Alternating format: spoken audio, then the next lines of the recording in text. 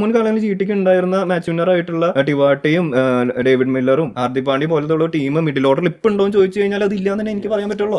ഹാർദിക് പാണ്ഡ്യ ആയാലും മില്ലർ ആയാലും ഒക്കെ ഒരു മാച്ച് വിന്നേഴ്സ് ആണ്. അവര് ലാസ്റ്റ് വരെ നിന്ന് ടീമിന് വിജയിപ്പിക്കാൻ. അപ്പൊ ഈ ഒരു സ്ക്വാഡ് എടുത്ത് നോക്കി കഴിഞ്ഞാൽ റുദർഫോർഡ് ആയാലും ഇപ്പൊ വാഷിംഗ്ടൺ സുന്ദർ ആയാലും ഷാറുഖ് ഖാൻ ഇവരൊക്കെ നമുക്ക് മാച്ച് വിന്നേഴ്സ് അങ്ങനെ ആയിട്ട് രീതിയിൽ ഞാൻ കണ്ടിട്ടില്ല. ഇവരൊക്കെ ഒരു പ്രഷർ ഹാൻഡിൽ ചെയ്യാനോ ഒരു ലോങ് ഇന്നിങ്സ് കളിക്കാനോ എക്സ്പീരിയൻസ്ഡ് ആയിട്ടുള്ള ഒരു ഫിനിഷർ അല്ലെങ്കിൽ അതിനെ കൊണ്ടുപോകാൻ പറ്റിയ എനിക്ക് ആദ്യത്തെ ഒരു ടോപ്പ് 3 നോക്കാം. ശുഭ്മാൻ ഗിൽ, ബട്ട്ലർ, സായ് സുദർശൻ. അതിൽ വരെ നമ്മൾ ഹാപ്പിയാണ്. അത് കഴിഞ്ഞിട്ട് ഒരു സിറ്റുവേഷൻ അത്ര ബോളിംഗിലോട്ട് പോകുമ്പോൾ റബാഡെ അല്ലെങ്കിൽ കൃഷ്ണ, പിന്നെ സിറാജ്, അതേപോലെ സിറാജ്, പ്രസിദ്ധ് കൃഷ്ണ, അതും ഒരു ഭയങ്കര ഇംപ്രസീവ് ആയിട്ടുള്ള ഒരു ബോളിംഗ്.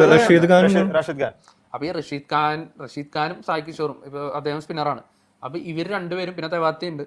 അപ്പൊ ഈ റഷീദ് ഖാനും സിറാജും ഒഴിച്ചെടുത്തി കഴിഞ്ഞാൽ റബാഡെ എടുക്കാം. പിന്നെ പ്രസീദ് കൃഷ്ണയൊക്കെ ഭയങ്കരമായിട്ട് റൺസ് ഇട്ട് കൊടുക്കുന്ന ഒരു ബോളറാണ്. അപ്പൊ ഒരു എനിക്ക് ബോളിംഗും അത്ര ഇംപ്രസീവ് ആയിട്ട് തോന്നുന്നില്ല. ബാറ്റിംഗും ഒരു മിഡിൽ ഓർഡർ 1 വീക്കാണ്. ബോളിംഗ് സൈഡ് വരുമ്പോ എബവ് ആവറേജ് കമ്പാരിറ്റീവ്ലി ബെറ്റർ ആണ്. കാരണം സിറാജും റബാഡയും റഷീദ് ഖാനൊക്കെ ഉള്ളതുകൊണ്ട് കമ്പാരിറ്റീവ്ലി എബവ് ആവറേജ് എന്നുള്ള രീതിയിലേ പറയാൻ പറ്റുള്ളൂ.